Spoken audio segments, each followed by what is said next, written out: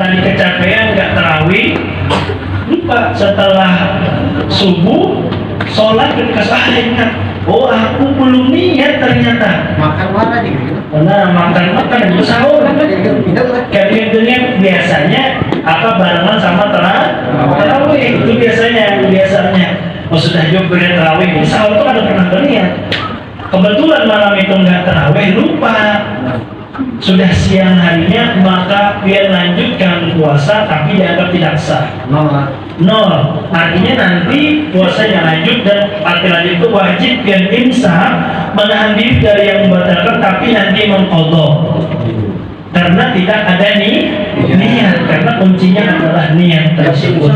Niat insun tadi. Jadi itu penting. Jadi cara amalnya bagaimana? Yaitu setelah berbuka puasa bisa biar langsung niat, bisa.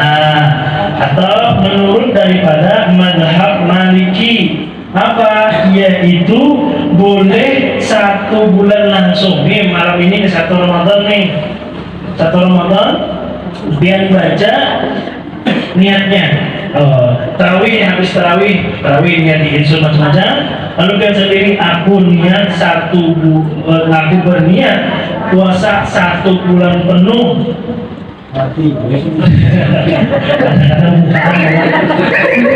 Aku niat 1 bulan penuh di bulan Ramadan ini. Nah itu. Lalu andai kata biar ada ingat niat, maka niat cadangan inilah yang lain. Mana? Niat cadangan jadi aman supaya kadang mengkodo, kadang mengkodo tadi. Ada zong tadi. Nah itu. Terus lagi berbuka atau tarawih itu dia roha dari kata istirahat sebenarnya, santai, tidak tergesa-gesa. Ini sebenarnya tujuan tarawih itu berubah tadi ada 36 karena apa per 4 rakaat dahulunya itu tawaf, selesai tawaf sholat lagi. Begitu juga ada sebagian selesai 4 rakaat doa yang panjang karena tidak tergesa-gesa. Sekarang semakin kesini semakin cepat-cepatan. Nah ini yang kesiannya bandul yang kesian.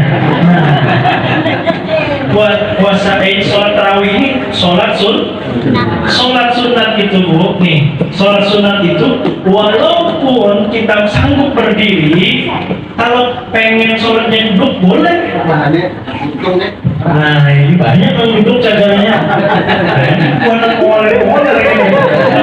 Penduran masuk surga ya gini. Hantak nyaman tapi penduran masuk surga ya.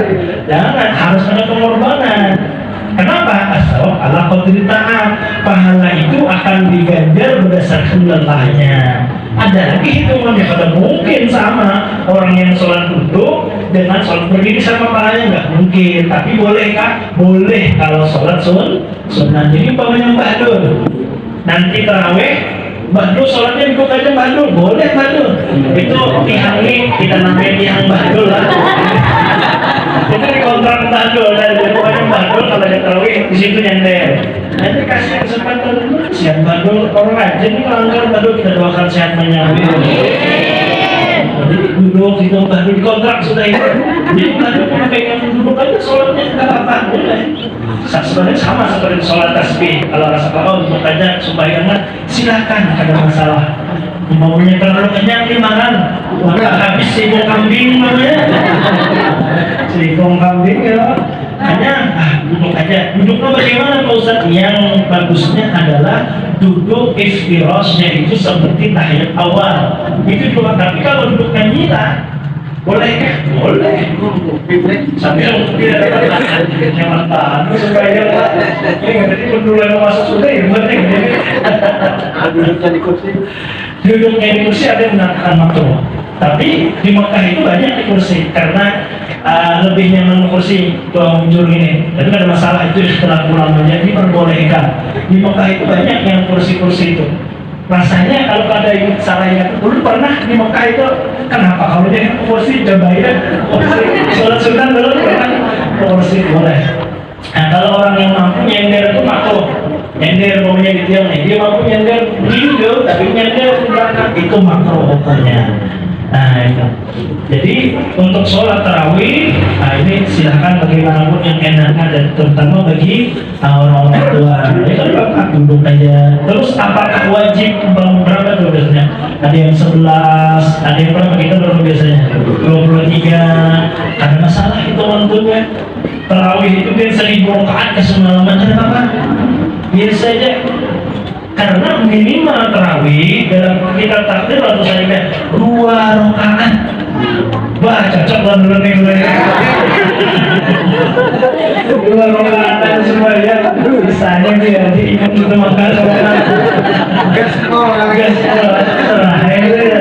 Mungkin kalau pahala tarawih kalau nah ini mulai ini pas sudah dulu gitu. Kali ini anak amalkan belalah urusan ini cocok aja lah. Nah itu, jadi maksudnya kayak gini, kenapa jadi lo menyampaikan itu? Ini mudah-mudahan artinya artinya siapa tahu kita sakit, kita sedang lelah, dokter baring. Ya kalau kita bisa maksimalkan ibadah, kenapa tidak? Artinya oh, ya 2 rakaat lah minimal supaya dapat pahala tarawih, jangan putus. Itu tujuan lo menyampaikan. Jadi jangan sampai dijadikan alasan, sisanya ngopi aja lagi. Nah, jangan. Jadi berbuka, belum bahas dulu sedikit tentang karena ini sudah diulang-ulang juga sebenarnya masalah puasa ini. Jadi lebih seling-selingan dan yang lain. Ini disebutkan riwayat daripada Anas bin Malik. Tidak ada daripada seseorang yang muslim yang membaca doa ketika berbukanya apa? Ya azim ya azim anta ilahi la ilaha ghairuk ighfir للذنب العظيم فإنه لا يغفر الذنب العظيم إلا العظيم. Barang siapa membaca doa tersebut, maka Allah Ta'ala hapuskan dosanya dan dia seperti terlahir kembali lagi, seperti bayi yang baru dilahirkan, habis dosanya. Jadi bagus dah setiap hari kita baca ya azim ya azim. Jangan sampai kita heboh masalah makanan. Itu belum lagi nasinya belum. Itu lagi bacaan dulu kita, kurbannya belum, nah sebagainya. Apalagi asik nonton televisi, otak ngatik handphone. Sedangkan kesempatan Ramadannya adalah kesempatan maksimal ibadah. Apa tuh handphone tuh? Asik dengan sendirinya. Nah sekarang sampailah waktu itu, no, ini yang dicari ini yang dicari supaya kada terasa puasanya. Rugi ketinggalan bacaan-bacaan keutamaan itu. Bahkan di dalam kitab Sulamul Taufik, mendengar dan melihat sesuatu yang menghilangkan rasa lelah puasa itu mengurangi pahala puasa. Jadi umpamanya kalau itu anak-anak oke lah, umpamanya anak-anak dia nonton televisi sehari-hari kok nggak kerasa bu ya udah buka, silakan. Tapi kalau kita orang tua jangan seperti itu, cari sesuatu umpamanya bahas sekarang ngabuburit biar nggak terasa puasa, itu mengurangi tingkat pahalanya. Seharusnya nafsu kita tuh kita hajar terus, nafsu pengen enak hajar terus, jangan dikasih ampun, jangan agar kita bisa memaksa nafsu. Kata nafsu hari ini nggak usah hadir ke pengajian. Oke, nah cuma depan aja pengajiannya lagi dan pembahasannya pun berulang-ulang tiap tahun tentang puasa. Akhirnya nafsu, bedilah bujur jua di rumah aja dulu. Nah ini karena menurutkan hawa nafsu. Jadi di bulan Ramadan ini kita lawan terus. Jadi kalau bisa itu hal-hal yang menjadikan kita mengurangi lelah itu ditinggalkan. Dulu tuh kalau guru mencontohkan seperti mendengar musik seharian, dengar musik gak kerasa puasa, nah itu hukumnya makruh. Kalau anak-anak ya oke lah anak-anak, tapi kita sudah dewa, jangan sampai kita nafsu terus, kata nafsu sembahyang cepat-cepat aja, cepat-cepat. Terus kata nafsu malamnya nggak usah tarawih, nanti aja di akhir-akhir diturunkan. Nah ini akibat daripada menurutkan hawa nafsu. Sebenarnya tujuan puasa adalah melawan hawa nafsu, itu tujuannya dilawan agar ketika dia menolak untuk kebaikan kita paksa tunduk untuk melakukan kebaikan. Nah itu tadi tentang bacaannya azim ya azim. Dan di hadis yang lain kata Nabi perbanyak 4 macam. yang 4 macam ini, 2 menjadikan Tuhan senang, 2-nya kalian jangan merasa bosan. Apa? Yang pertama, perbanyak mengucap syahadat, asyhadu an la ilaha illallah. Yang kedua, beristighfar. Karena apa? 2 hal ini menjadikan Tuhan senang. Dan 2 hal yang lainnya, ini apa? Ini jangan kalian yang pernah bosan, yaitu meminta surga kepada Allah dan berlindung daripada neraka. Maka dari itu ini juga termasuk daripada bacaan kita menunggu berbuka. Asyhadu an la ilaha illallah, sebenarnya astaghfirullah, istighfarnya ada. As'aluka jannata, ya Allah aku minta surga. Wa a'udzu bika minan nar, berlindung daripada neraka. Asyhadu an la ilaha illallah, astaghfirullah, as'aluka jannata wa a'udzu bika minan nar. Nah, ini kata Nabi Muhammad, jangan pernah bosan meminta 4 macam ini.